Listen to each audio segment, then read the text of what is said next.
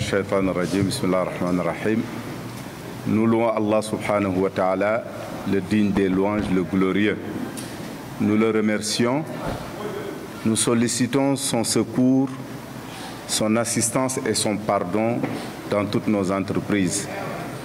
Nous attestons et témoignons qu'il n'y a nulle divinité qui mérite d'être adorée en dehors de lui et que Muhammad sallallahu alayhi wa sallam est le sceau des messagers. Il a transmis fidèlement son message. Il nous a mis sur un droit chemin, un chemin dont la clarté de la nuit est semblable à celle du jour. Et seuls les voués à la perdition s'en détournent, qu'Allah nous en garde. Éminence, les imams, chers journalistes, au nom de la Ligue islamique, la Ligue des imams et prédicateurs du Sénégal, dirigée par notre maître, l'imam Ahmed Dame Ndiaye, ici présent, qui en est le secrétaire national, et représenté au niveau départemental à Thiès ici par l'imam Pape Mbaye qui vient de vous entretenir en langue wolof. Nous tenons à faire un bref résumé de ce qui a été dit en wolof tout à l'heure. Mais avant, comme l'imam Pape Mbaye l'a si bien dit, nous souhaitons la bienvenue à Thiès à l'imam Dame Ndiaye, le secrétaire national de la Ligue, et sa délégation, notamment l'imam Ismaël Ndiaye qui l'a accompagné. Souhaitons aussi la bienvenue aux imams du département qui sont ici présents et vous autres journalistes qui nous aidez à relayer nos propos, n'est-ce pas, à travers votre implication massive. L'objet de ce point de presse, c'est de faire le résumé et le bilan du jury des imams relatif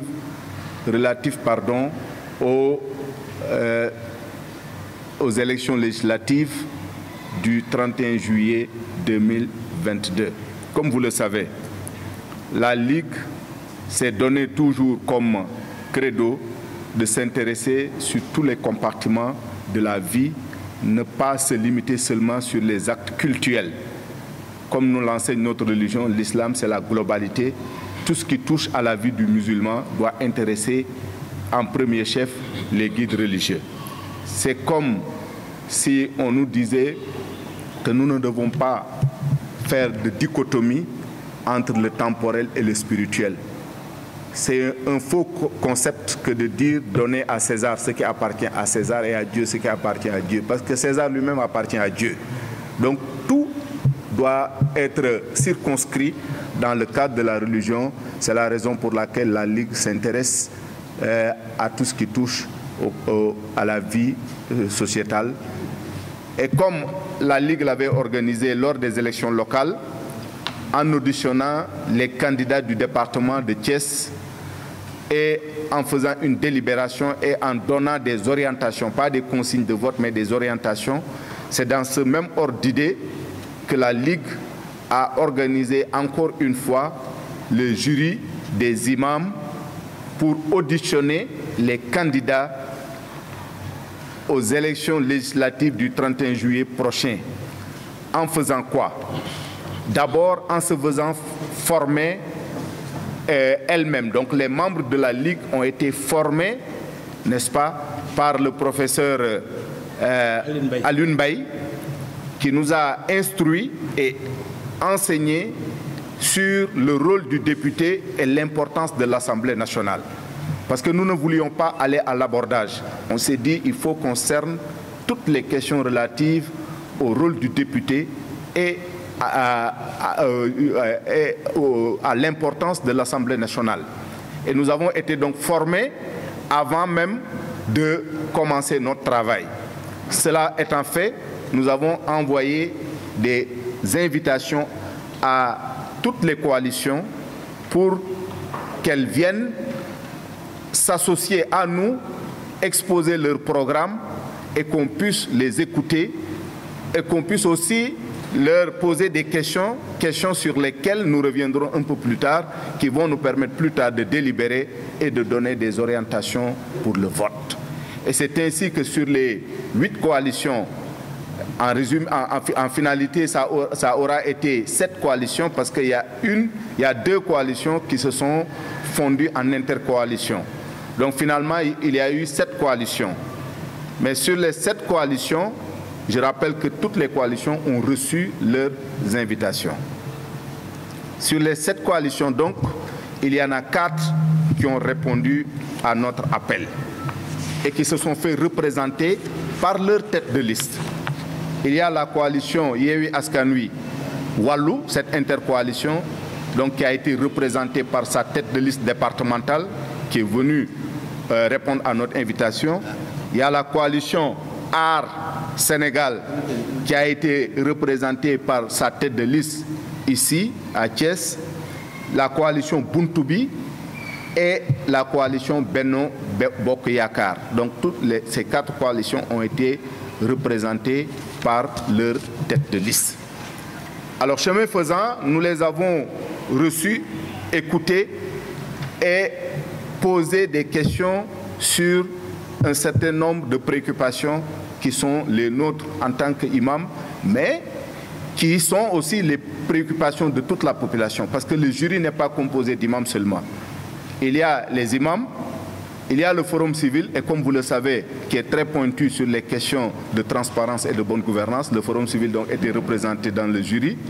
Il y avait un sociologue qui nous aidait aussi à percer le mystère que cachent les journalistes, parce que les sociologues sont en même temps des psychologues aussi. Et enfin, il y avait aussi les journalistes, n'est-ce pas, qui étaient représentés dans le jury, vraiment pour ratisser large et permettre une très bonne représentativité de la population. Et c'est donc autour des 10 questions que voici qu'on a tenté de dénicher, en tout cas ce que cachent les candidats, et sur leur programme et sur leur pertinence, et c'est à l'issue de cela aussi que nous les avons appréciés, jugés et notés.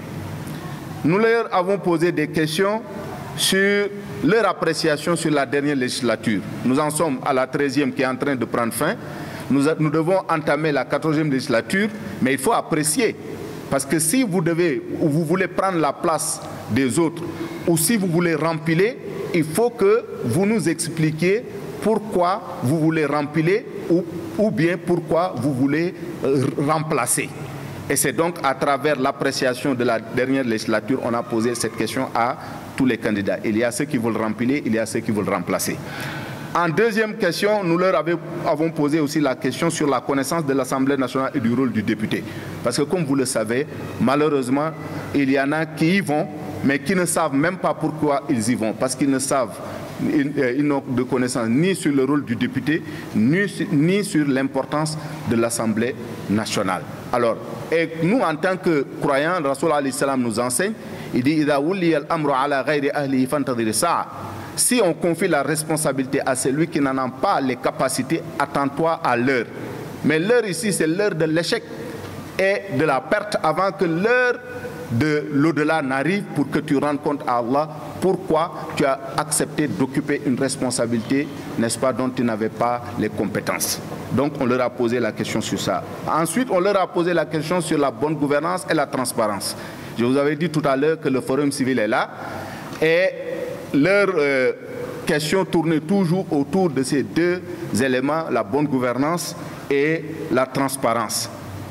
Ensuite, on a posé la question sur la parité et le parrainage. 2 concepts qui se sont immiscés dans le lexique de notre pays récemment, le parrainage et la parité, des jeux de mots. Mais vous le savez, en islam, on ne choisit pas quelqu'un par rapport à son sexe ou bien par rapport à quoi que ce soit, mais c'est la compétence et l'honnêteté qui sont les critères de choix. Donc on a insisté aussi sur ces 2 concepts-là, le parrainage et la parité.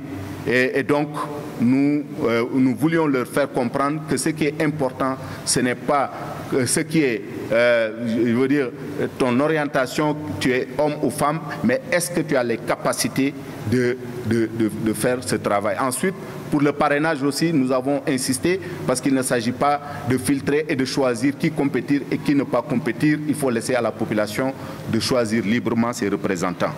Nous avons aussi posé la question sur les questions de collaboration entre l'élite, ce qui se dit élite, parce que ça aussi, il faut souvent le rappeler, ce complexe.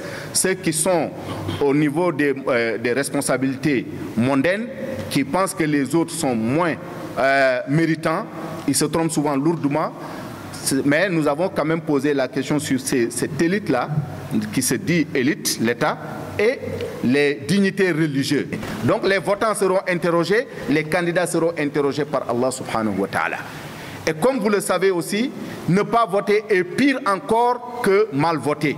On ne doit pas mal voter, on ne doit pas ne pas voter. Si nous ne votons pas, nous laissons les autres choisir. Il a trahi le messager, il a trahi les musulmans. Ah. Donc ça, il faut que tous les musulmans aussi le sachent. Man ista'mala rajulan ala isaba wa fihi man huwa arda lillahi minhu faqad khana Allah wa rasulahu wal mu'minun. Rasul alayhi salam a dit, si vous choisissez quelqu'un par partisanerie ou par affinité, alors qu'il y a un autre qui peut faire le travail mieux que lui, vous avez trahi Allah, vous avez trahi Rasul alayhi salam et vous avez trahi tous les croyants. Donc, il faut aller voter. Il faut faire voter, mais il faut voter le meilleur candidat.